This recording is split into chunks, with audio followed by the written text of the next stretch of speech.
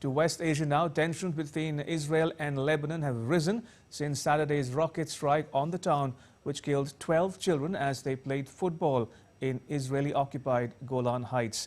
Israeli drones struck a remote road in southern Lebanon, underscoring tensions as Prime Minister Netanyahu promised a harsh response to the rocket strike. Video footage showed a crowd of Druze residents gathering in objection to Netanyahu's visit, some shouting in dissent.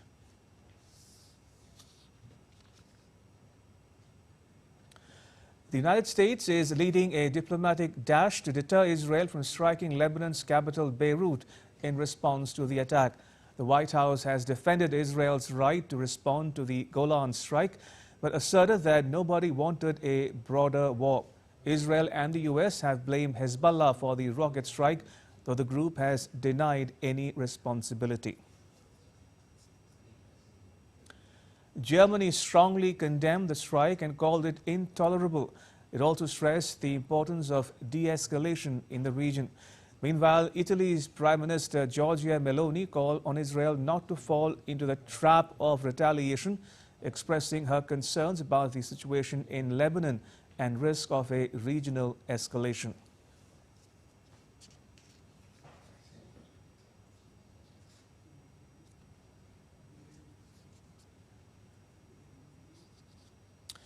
And Sarah Coates joins us from Tel Aviv for more. Sarah, what's the situation at the Israel-Lebanon border as we speak? Hello there, Ramesh. Very, very concerning, really. It is coming, really, as these intensive diplomatic efforts are continuing as world leaders call for calm. Now, it is a very fragile situation, a very dangerous situation, and as you mentioned, it certainly does potentially have the capacity to spill over into a wider regional war. Now, a number of Western nations have called on their citizens to leave Lebanon immediately, while a number of European airlines have cancelled their flights in and out of Beirut. So what we're seeing here on the ground now really are these continued tit-for-tat strikes over that border between Israel and Hezbollah, amid a lot of fear over what Israel's retaliation for Saturday's dreadful attack on the Golan Heights, which killed those 12 little children playing football, could be. As you mentioned there, world leaders really try and call on Israel not to strike the capital, Beirut, amid fear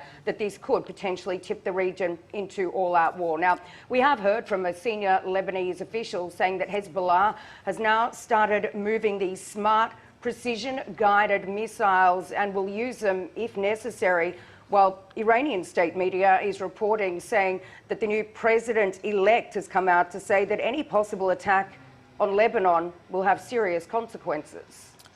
Sarah, what can you tell us about a mob that stormed an Israeli military base to protest against the questioning of Israeli soldiers suspected of abusing a Palestinian detainee? Well, these 9 soldiers who have been arrested, they've been held overnight over this alleged abuse of a Palestinian detainee. They will be transferred to a military court a little later today. And this incident has really got the Israeli media talking, very, very worried.